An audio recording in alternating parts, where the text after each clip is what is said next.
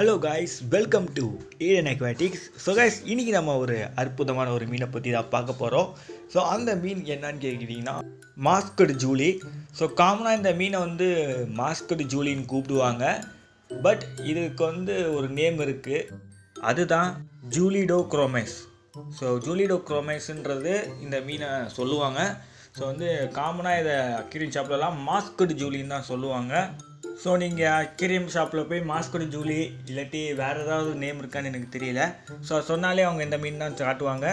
So இது ஒரு draft cichlid, semi aggressive cichlid தான். செமி அக்ரெசிவ் சிக்லெட்டுன்னு பார்த்தாலே அது உங்களுக்கு ஒரு சின்ன டெரிட்டரியில், அந்த டெரிட்டரியில் அதோட மீன்கள் ஏதாவது இனம் வந்தால் லைட்டாக துரத்தி விடும், அவ்வளோதான். மற்றபடி ப்ரீடிங் டைமில் தான் அந்த அக்ரெசிவ் கொஞ்சம் இருக்கும்.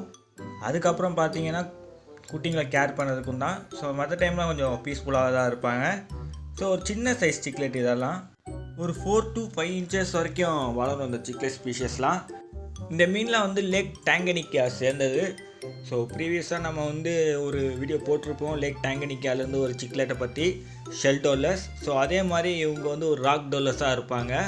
ஸோ ஏன்னா இவங்களுக்கெல்லாம் வீடே அந்த ராக்ஸ் தான், எல்லா சிக்லெட்ஸ்க்கும் இருக்கிற மாதிரி ராக்ஸ் தான் வீடு. ஸோ நீங்கள் ஷெல் டோலர்ஸ் அண்ட் இந்த மாஸ்கட் ஜூலியும் சேர்த்தே போடலாம், எந்த பிரச்சனையும் கிடையாது.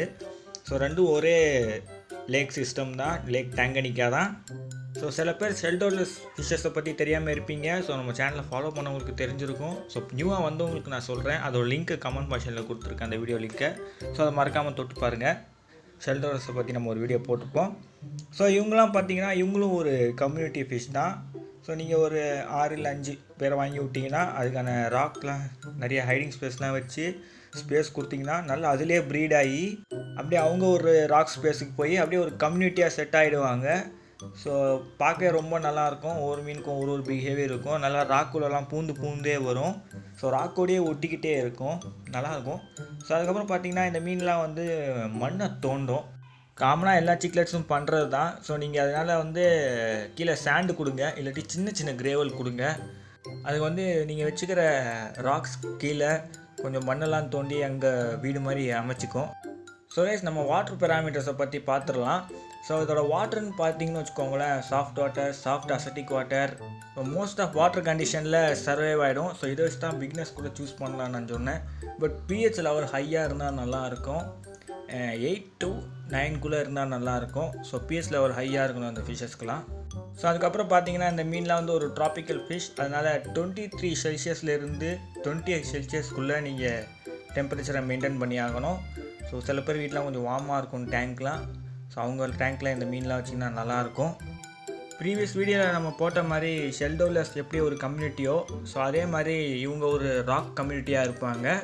ஸோ நீங்கள் உங்கள் டேங்கை ராக் அண்ட் ஷெல்லோ தனித்தனி கம்யூனிட்டியாக செட் பண்ணலாம். ஸோ பார்க்கவே ரொம்ப நல்லாயிருக்கும். ஏன்னா நீங்கள் வீட்டுக்கு யாரும் வந்தாங்கன்னா ராக்ஸை பார்த்து, ராக்ஸில் இந்த மீன் வாழும், ஷெல்லில் இந்த மீன் வாழும்னு சொல்லி நம்ம சொல்லலாம். ஸோ ஷெல் டோலர் வீடியோ நான் லிங்க் கொடுத்துருக்கேன், மறக்காமல் தொட்டு பாருங்கள். ஸோ யூனிக்காக ஒரு டேங்க் இருக்கும் அது. நீங்கள் அந்த மாதிரி ஒரு டேங்க் செட் பண்ணுறீங்கன்னா மினிமம் 3 feet இல்லாட்டி 4 feet டேங்க் கொடுங்க. ஸோ ஆனால் அந்த சைடு ஒரு ராக் ஆனால் இந்த சைடு ஒரு ஷெல் அப்படின்னு கொடுங்க.